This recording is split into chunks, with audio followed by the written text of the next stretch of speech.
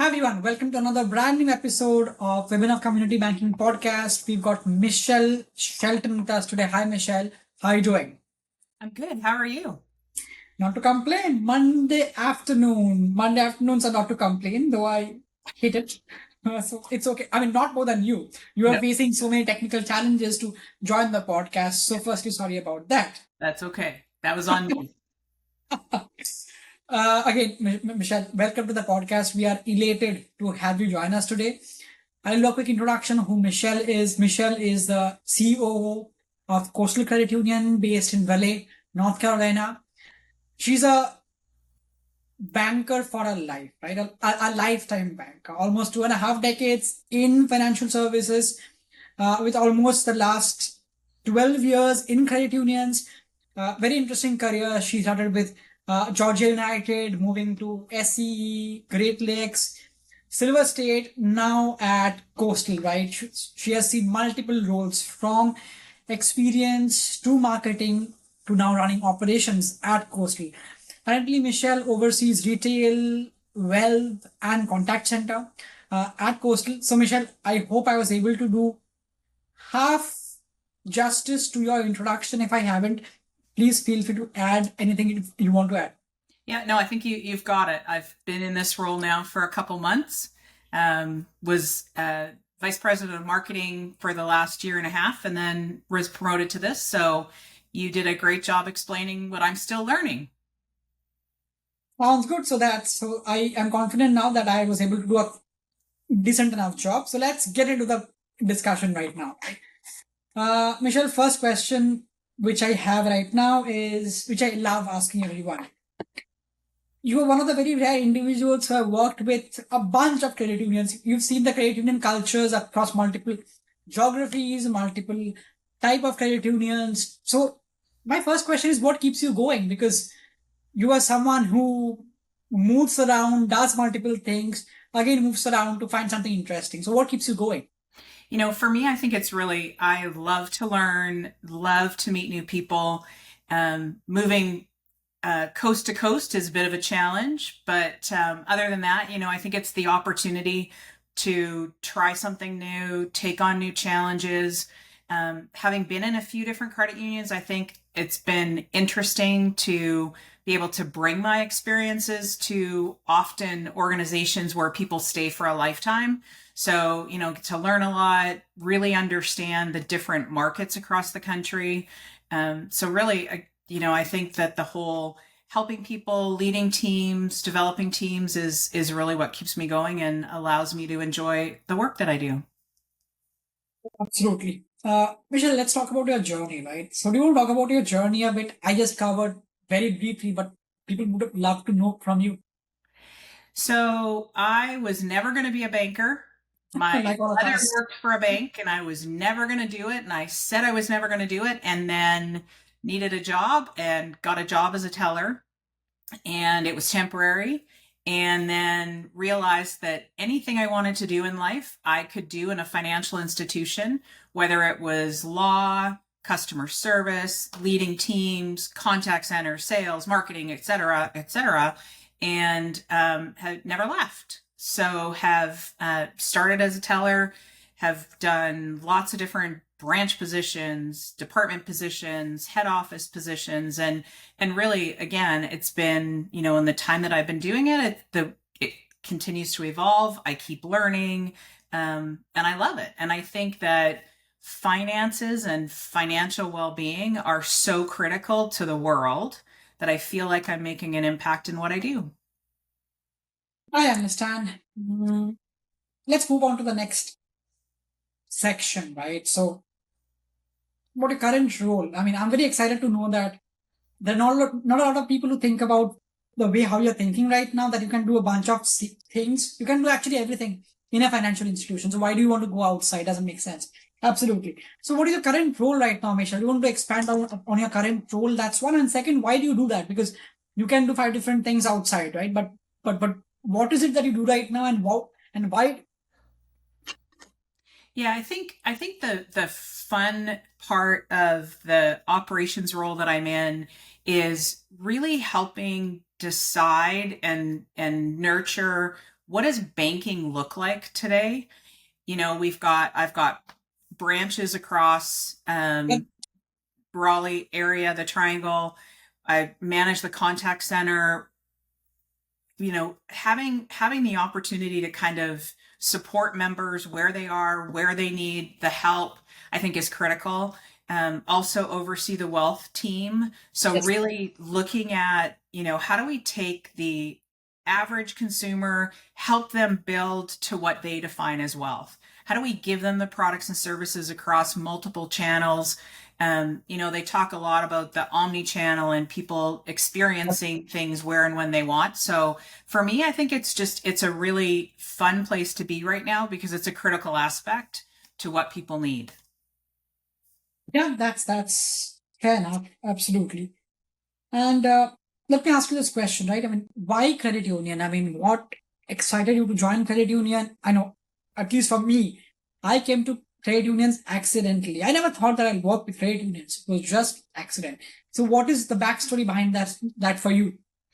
So I was in banking forever and relocated to the US from Canada and knew that I was likely going to stay in financial services and was lucky enough to land my first role at Georgia United.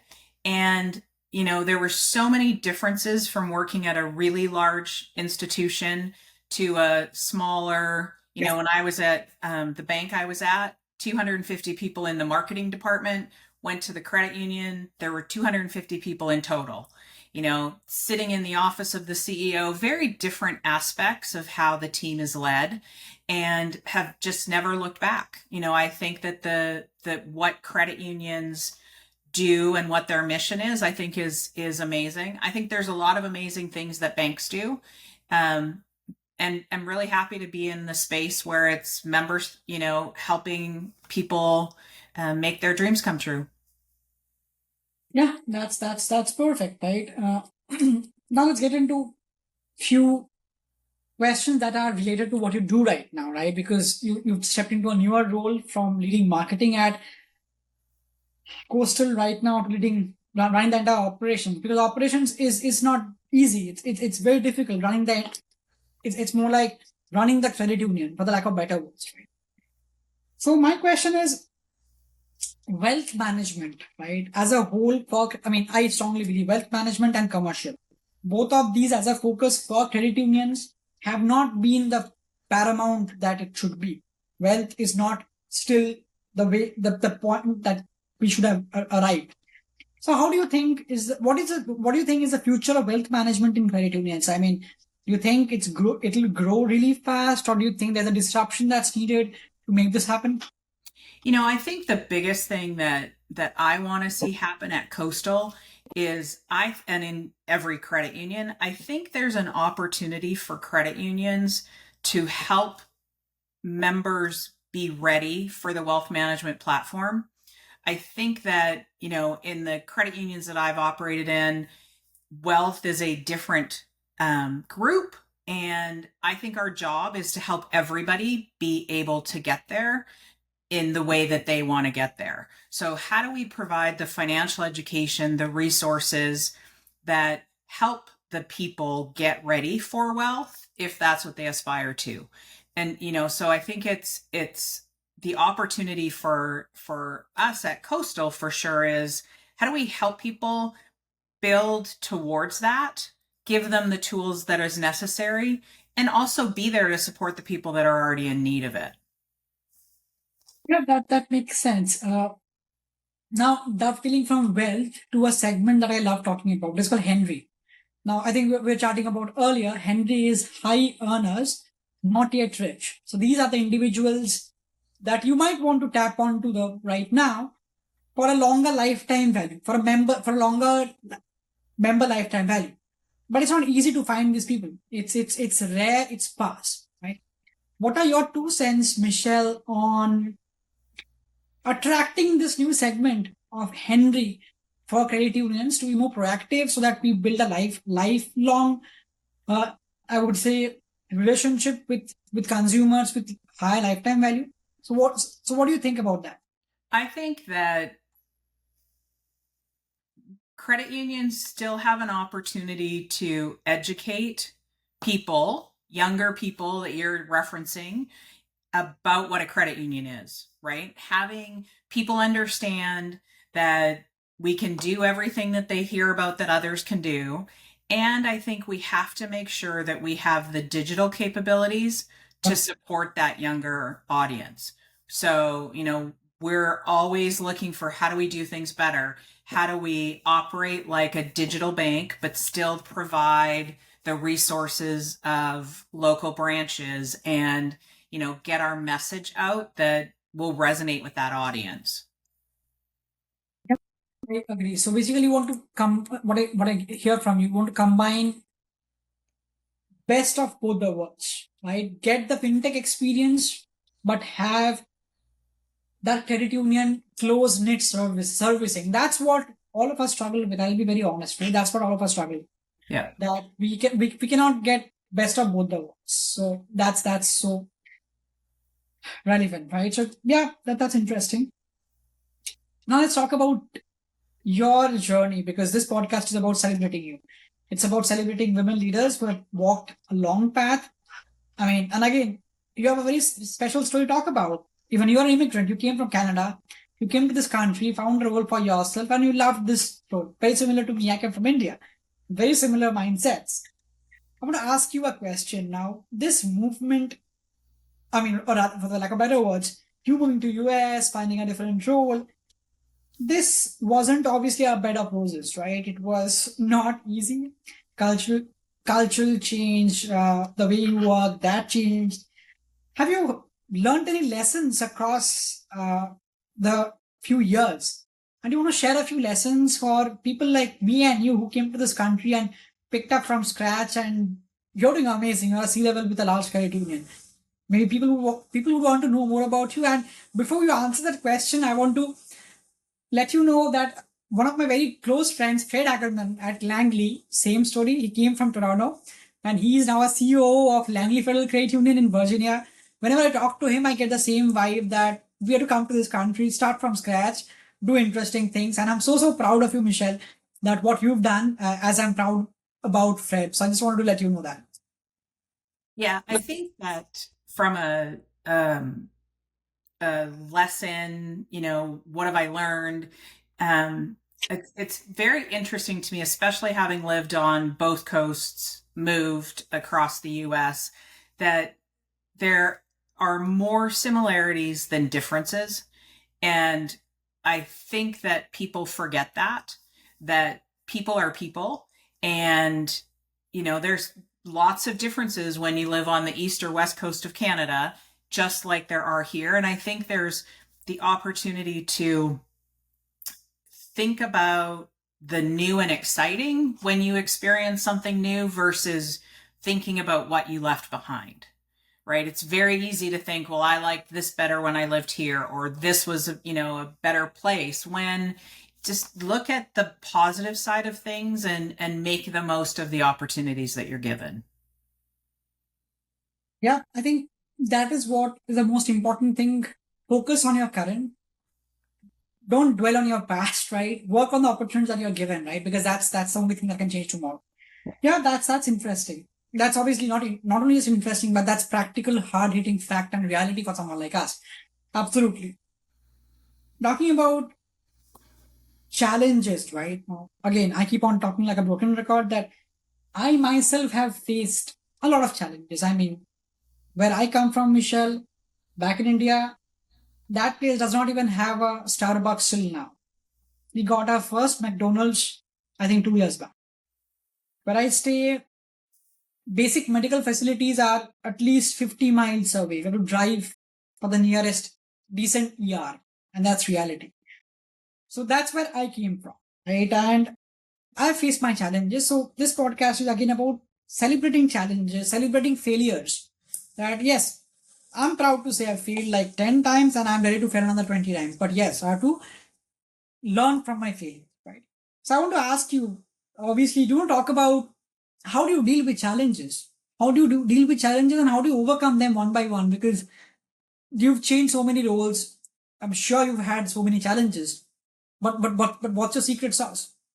I think for me, it's never afraid to ask questions. So, and never go into something thinking I know all the answers. And so, having different roles, working in different organizations, leveraging the talents of the people around me, really help me understand what's there and then allow me to provide insight, suggestions, opportunities for growth for those that have maybe been doing the same thing for a while. When I first went to the credit union, my first credit union in the US, I think for the first year and a half, my only question I asked was why? Why do we do that? Why do we do it that way?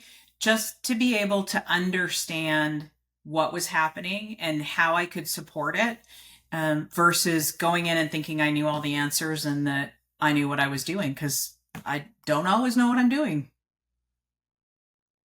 Sure, absolutely. Now I know, we are almost on top of the hour, so I want to ask you a few parting questions, right? My first question is, with the current economy that has been not uncertain but changing across the line, right? How do you think 2025 looks like? One, for the credit union ecosystem itself, or I mean, this question is more wider, like, just to make it clear, when I ask people, what is the future of credit unions? A lot of people tell me that a lot of credit unions are merging, a lot of banks are acquiring credit unions. But my answer to them is like, yes, it's happening for good. There's nothing to frown about that, right? My first question to you is, what do you think is the future of credit unions? Let me ask you that question first, and then I'll ask you about how does this year look like. So my question again, how does the future of credit union look like? What do you think? I think that there's opportunity for banks and credit unions to merge. But to your earlier point, I think that they're doing it because it's the right thing to do. And it will continue to happen in the right reason for the right reasons. I think the economy has got a lot of us wondering and maybe slowing down some of the things we wanted to do in 25, and maybe pushing them off just to kind of see what happens. But again, I think strong institutions will continue. If there's value in merging and acquisition, then, I think that those opportunities will continue like they have over the last however many years. That actually makes sense. My last parting question, Michelle, in the interest of time. How does 2025, how does this year, how does rest of the year now look like for Coastal? What do you think? I mean, what are your priorities? What do you want to focus on as a whole? I think because of the economy where it's at, people not knowing what's possible to come, I think for us it's really focusing on how do we be the most efficient and the most effective?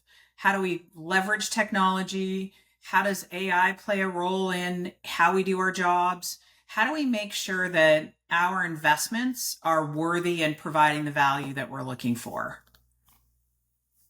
Yeah, that's a very well put out way, right? I mean, how to measure impact from your current investment and how to do the right thing and not be overboarded with what the entire ecosystem is doing. So Michelle, this was great. And again, thank you for your time today. I really appreciate you joining us and sharing our journey. This was amazing. So thank you again. Absolutely. Thank you. Thank you, Lisa.